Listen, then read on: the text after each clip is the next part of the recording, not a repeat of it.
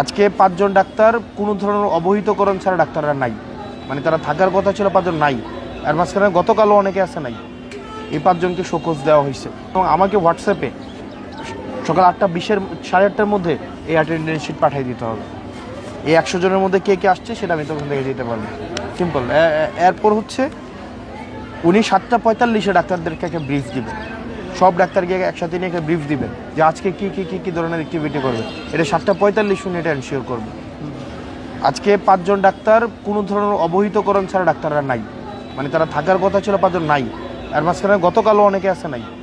এই 5 জনকে শোকজ দেওয়া হয়েছে, কারণ দর্শানোর নোটিশ দেওয়া হয়েছে। আপনার কারণ দর্শানোর যদি মনে হয় যে কনভিন্সিং, দেন আপনি আপনার অ্যাডমিনিস্ট্রেটিভ ব্যবস্থা নেবেন। আর যদি মনে হয় যে কনভিন্সিং, আপনার অ্যাডমিনিস্ট্রেটিভ যে ধরনের ব্যবস্থা আছে আপনারা সেই ধরনের ব্যবস্থা নেবেন। আপনি পিপলটা সার্ভিস দেবেন, আমি আপনার সার্ভিস দেবো।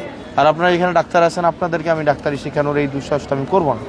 আমি আপনাদেরকে রেসপেক্ট করি, আমি আপনাদেরকে প্রফেশনাল স্পেসটা দিই।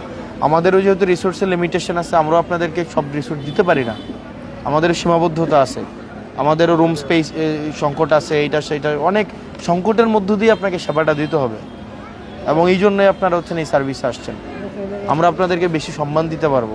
তো আপনারা আপনাদের জায়গা থেকে কোঅপারেট করেন, আমরা আপনাদের জায়গা থেকে কোঅপারেট করবো। আর আপনি তো নিজে হচ্ছে দেখিয়েই গেলেন পরিস্থিতি, দেখিয়ে তো গেছেন, তাই না? একটু ভিতরে যা হয়েছে একটু আমি পরে আসছি। ভিতরে তো এটাই, এই আইসা দেখলাম 5 জন ডাক্তার নাই। অন্য কোনো বিষয় নিয়ে আলোচনা না, হঠাৎ আইসা দেখলাম 5 জন ডাক্তার নাই। 26 জনের মধ্যে 5 জন ছুটিতে আছে, 13 জন এখানে আছে, আর বিভিন্ন কার্যক্রমে 3 জন আছে। আর বাকি 5 জন ডাক্তার ওরা খাতা কলমে আছে কিন্তু এ নাই। তো ওদেরকে একটা শোকজ দেওয়া হচ্ছে আজকেই। আর আগামীকাল থেকে এখানে আমি অ্যাটেন্ডেন্স গতকালেরও নিলাম, আজকেরও নিলাম।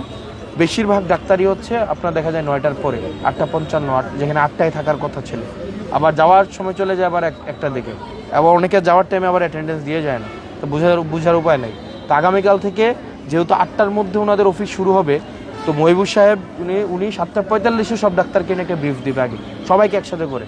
8:15 মধ্যে অ্যাটেন্ডেন্স ক্লোজ, 8:15 পরে কেউ আসলে অ্যাটেন্ডেন্স নেওয়া হবে না। 8:30টার দিকে অ্যাটেন্ডেন্স শিট আমাকে ঢাকায় পাঠানো হবে প্রত্যেক দিনে অ্যাটেন্ডেন্স শিট প্রত্যেক দিন।